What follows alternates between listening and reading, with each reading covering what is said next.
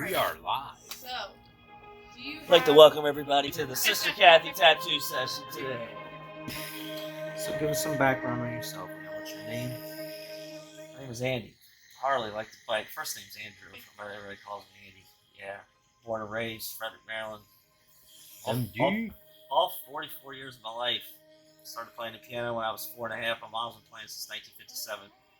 August 10, 2009. I was contestant on The Price is Right. Gotta throw that out there. Way. Yeah, I'll send you a video. This We're guy. done.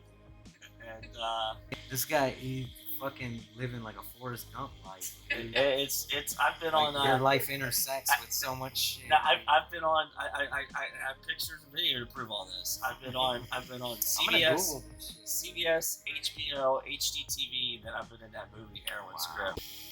And what do you do for a living? I'm a mortician. I'm a funeral director. Sweet. And used to be a school teacher.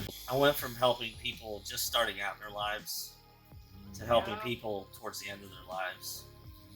And I found early on the latter to be much more rewarding. So how do you transition from being a teacher to... That's a fucking awesome question.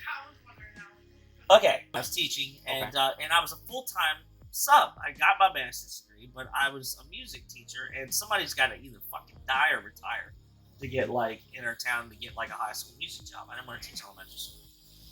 But there was enough work for me that I was full-time sub, and then I'm thinking, like, well, this is great. If I get a job at the funeral home, I can work, a weekend here, a weekend there. Summers, I have off from school.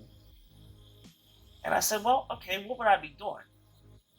He goes, oh, man, picking up death certificates from the health department, maybe delivering flowers after a service. He was working viewings, visitations, doing removals. I said, removals? I said, of bodies? And he goes, yeah. He's like, yeah, Andy, it's a funeral home. Yeah, right. You're gonna be working with dead bodies. Right. So then I started in January, and I had no idea that, again, I was going to like it as much as I did.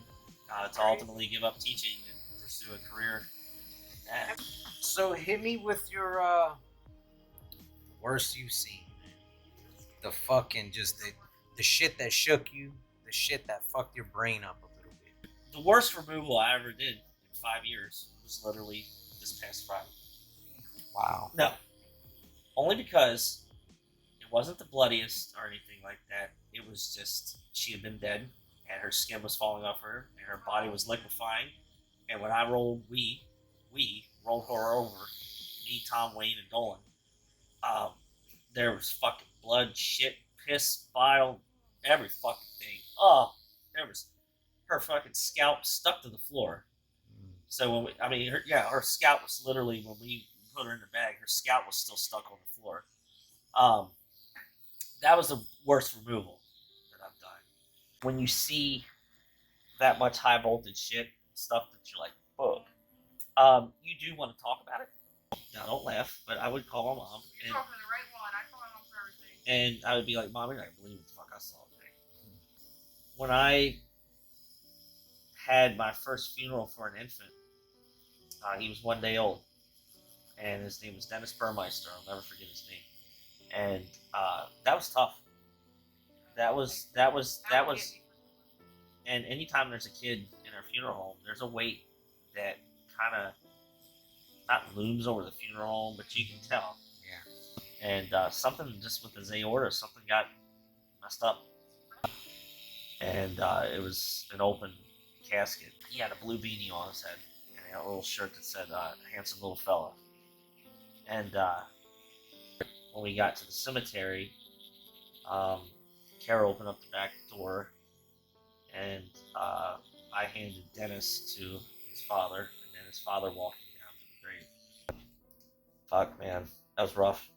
I cried, and because I was questioning life, questioning so many different things. So why are you getting this portrait of a nun? Obviously, I think I mentioned I'd watch a lot of crime series, and First 48, things like that. But then I just started getting into the series The Keepers. And that's on? And Netflix. There's an old saying that it takes a good man to save himself and a great man to save another. And I realized that this beautiful soul and this nun was just doing what was right to save these girls from abuse, and she ends up murdered. Her murder was never solved. It's still not solved. As soon as I saw her sister Kathy, there's a say connection. I felt like I knew her. I felt like I've maybe, if not in this life or a former life or whatever, that we crossed paths. I know it sounds crazy. I mean, my best friend Kara, when she recommended I watch this series, I had no clue that, you know, a year and a half later I'd be sitting in a tattoo studio in Huntington Valley, Pennsylvania, getting a tattoo of that nut. I became friends with so many people from that show now, from the actual series. And there's two ladies, Teresa Lancaster and Jean Warner, and they received the most abuse there. And when they came out in the 80s, they were known as Jane Doe and Jane Roe. They went under aliases to go against the Catholic Church. And another thing, why this hit home to me, she disappeared, let's see, November 7th, 1969. Body was found January 3rd, 1970 in a trash dump. The guy, Father Maskell, who was doing all the abuse, when she was murdered, he didn't say, well, we need to find the killer. He didn't give a fuck. It was a cover-up. It's so fucked up. From that perspective, being a priest, dog, like, people believe you. So, like, if you're a psychopath, if you have these tendencies for violence or whatever, I can see how you think that people are going to believe you for that, too. Right. Because who the fuck questions you? Yep. So the priest, where was he before? It was a boys' school. The one guy introduces himself in the 7th episode. He was abused by Father Maskell. He went to his mom about it. When his mom heard about it, she went to the Archdiocese of Baltimore and said, you need to do something about this fucking priest. And the Archdiocese of Baltimore said, oh, well, okay, so he molested a boy, so he obviously likes boys, we'll send him to an all-girls school. That's a huge misconception, is that, you know, rapists and serial killers pick people because they like it, but it's accessibility. Right. So by them moving him to a girls' school, you're just giving him a new pot of honey. Yep. Fucking, you know what I mean? And there was another priest. He was at a middle school, and he actually did get busted and apprehended, but he was friends with Maskell. So what this guy would do would be like, okay, you know, when these girls would go from middle school to high school, he would be like, well, this is a girl, you're good with this girl, and you can do what you want with this girl, this girl. Yes. Fucking disgusting. Yeah. Now, some of the stuff I'm getting ready to tell you is not in the Keepers, but I got from, you know, the personal sources that were in it. Gemma Hoskins told me that what Father Maskell would do is incoming students, he would hand out this, like, it would be like a questionnaire.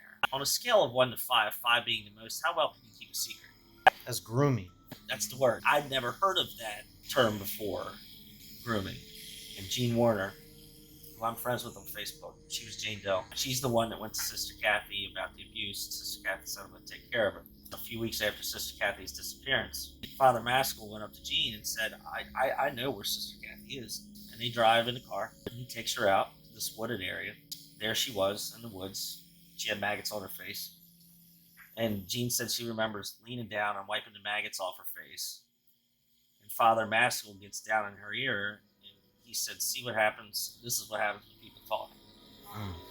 But James Scannell, who's a detective, was a former detective. He was the main investigator for the case. He and Father Maskell were really close friends. And now James Scannell is dead. He's in the documentary, but he's dead now. But it's come out now that he was a part of the abuse. Well, Maskell died, I want to say he was 62. Now, Neil Magnus, when Jean Warner, Jane Doe, went to confession, she mentioned about she had been abused by her uncle one time. She's talking to him, and he says, may I look at you? Because, you know, it's got the, like, screen. So she's talking to him about her uncle and everything. He's masturbating.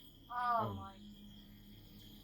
And not to shit on Catholic traditions, but I've always felt like the confessional booth is perverse in its own way. Like, maybe not sexually perverse.